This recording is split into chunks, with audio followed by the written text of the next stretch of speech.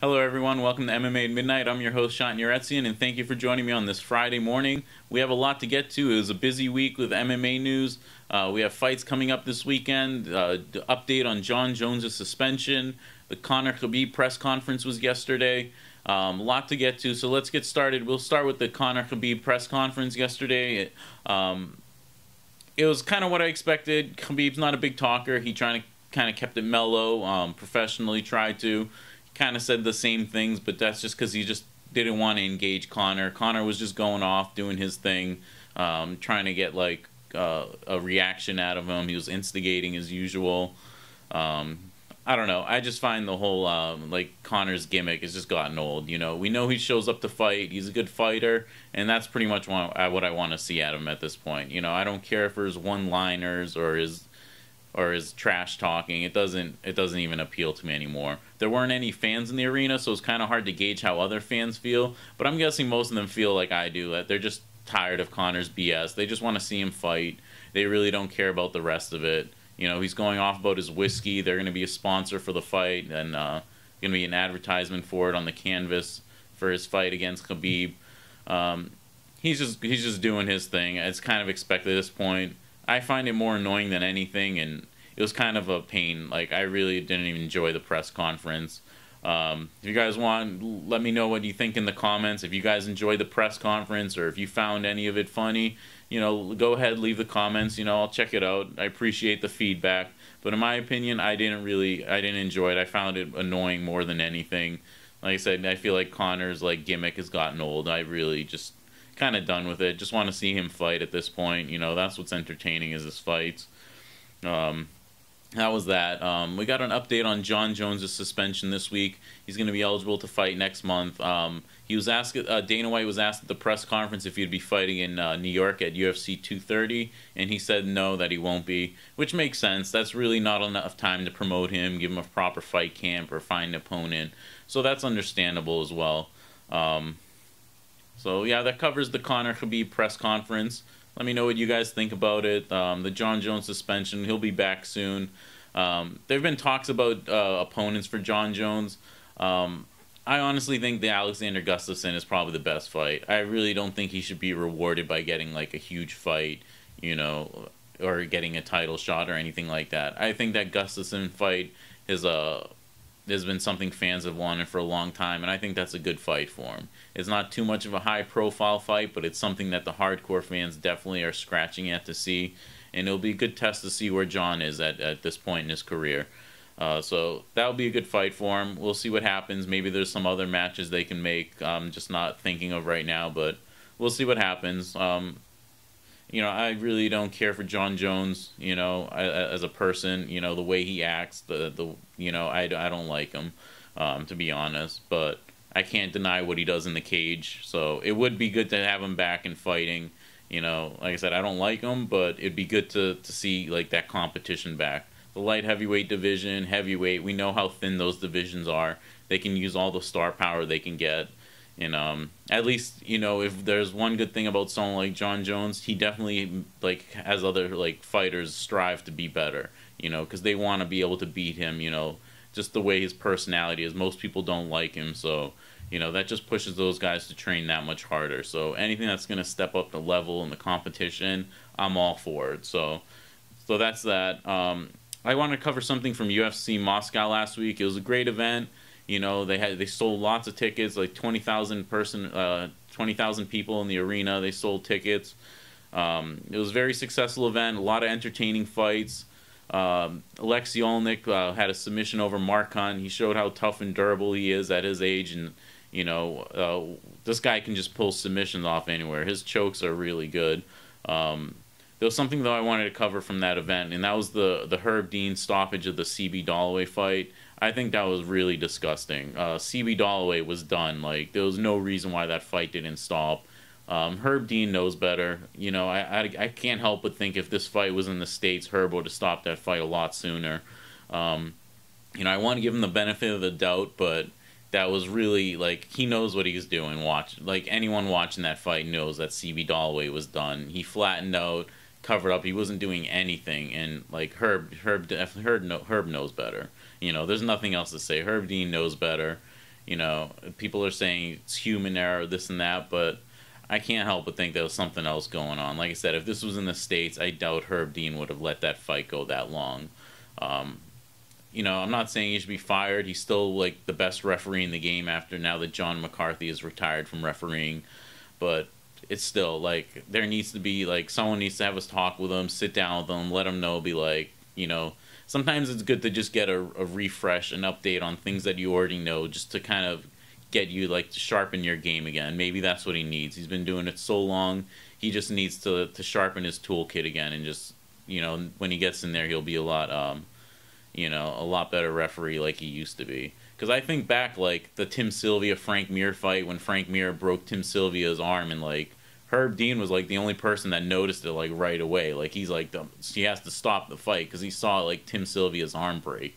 Like, that was an amazing job, like, refereeing. There's, like, a million examples where he's been a good referee. That's why I hate to judge him on just, like, you know, he's had a couple bad ones.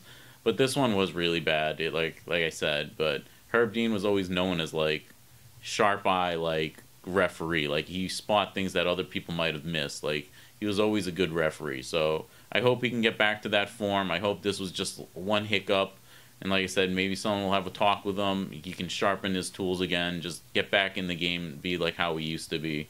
Because that was hard to watch. Like, you know, being someone that trains and wants to compete, like, no one wants to see that. Like, that was disgusting, you know. CB Dollaway was tough. Like, he didn't want to tap out. He didn't want to quit. You know, but he might not even known what was going on. Like, he was eating so many shots that he might have not been aware. You know, that's when the referee needs to step in. So I'll leave it at that. You know, I'm sure you guys saw it and make your own judgment for it. Like I said, also on that, you can leave comments. Let me know what you think of the stoppage. Yeah, let's move on. We have Bellator 205 tonight. From Boise, Idaho, we have AJ McKee, who's a young prospect, up-and-comer. He's been really exciting. I enjoy watching his fights. He's taking on John Macapa, who's a good fighter as well, who's 21-3. He's only lost to top guys, so this is going to be a really tough test for AJ McKee. I think he's going to win. I'm picking him to win it, but it's going to be a tough test for him. Like I said, he's a really good up-and-comer. He's well-rounded. His striking, wrestling, everything is really good.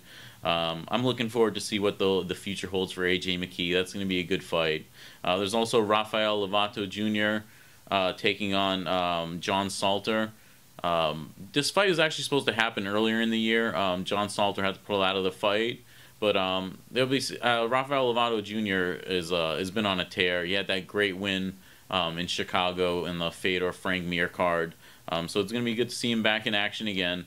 We also have Patricky Pitbull on the card taking on Roger Huerta. I know that's a fight that a lot of the hardcore fans are buzzing about, so that'll be another one to tune in for. So that's Bellator 205 tonight, so don't miss it. Also, this weekend we have UFC Fight Night in Brazil, UFC Fight Night 137.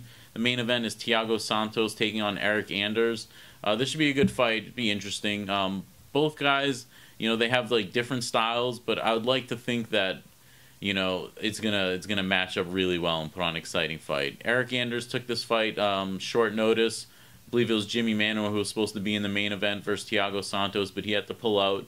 Thiago Santos, tough, durable. He's got good striking, like well-rounded. Eric Anders, we know he's a beast. He can take down pretty much anyone if he wants to. He's a freak athlete. He's got power in his hands. So that should be interesting. We also have Sam Alvey taking on Rogerio Nogueira, Little Nog. That'll be a good fight. It's good to see Little Nogueira back in there.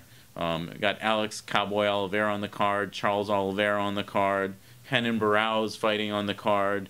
We got Francisco Trinaldo taking on Evan Dunham, Talis Leites versus Hector Lombard. Randa Marcos is on the fight card. Ben Saunders versus Sergio Moraes. Couple of heavyweight fights on the card as well. A lot of good fights on this fight night in Brazil, so that'll be worth watching. And it seems like anytime they put fights on in Brazil, there's always finishes, action. So it's definitely worth tuning in for. So you guys got good fights this weekend. You got the Bellator tonight, and you got the UFC on Saturday. So that's good. I hate to end it on a sad note, but also the MMA world lost one of the true legends, this past week with Norifumi Kid Yamamoto. Any of you guys who are familiar with Japanese MMA know Kid Yamamoto was, like one of those big stars back then. He was exciting. Loved watching him fight. I was always a big fan. Even when he beat some of my favorite guys, like say favorite fighters like Genki Sudo and stuff, I was still a fan of him. He took on anybody. He fought in K1, like Heroes. He fought in the UFC. He's always had exciting fights. He was famous for that fast flying knee knockout over Kazuyuki Miyota. That was probably like one of his most famous wins. Like the bell rang and he just ran across the ring with the flying knee and ended up knocking him out. If you've never seen it, yeah, check that out on YouTube. He also has wins over Bibiano Fernandez. That famous knockout, one punch knockout over Royler Gracie. He beat Genki Sudo dropped him with a punch, finished him with strikes. He's had a lot of great performances, a lot of great wins. He's fought a lot of tough guys, and he was always an exciting fighter. It's sad to see him pass away at this age. He was young. He was only 41 years old. He died of stomach cancer. So thank you to Kid Yamamoto for everything he contributed. And, like I said, I was a diehard fan of his, and he always made it exciting. I loved watching his fights. So, rest in peace, Kid, and thank you for everything you've done. Yeah, a lot of good fights he put on, whether it was in Heroes, in the K1 Dynamite when he fought Genki Sudo. So many good fights, and just thinking back, and that was a great time in MMA back then. Like those fights, that era, especially Japanese MMA, were so amazing, and he was such a big part of it. So like I said again, thank you, and and it's sad that we lost him. So that pretty much covers it. We had the Conor Khabib press conference yesterday, the update on Jon Jones' suspension. We'll talk a little bit about what happened last week in Moscow. Bellator 205 tonight, don't miss it. The UFC Fight Night Brazil tomorrow. So thank you guys for tuning in, watching the episode. Subscribe to the channel, like the video, and stay tuned for post-fight shows and episode next week. So thank you guys, and enjoy the fights. Bye.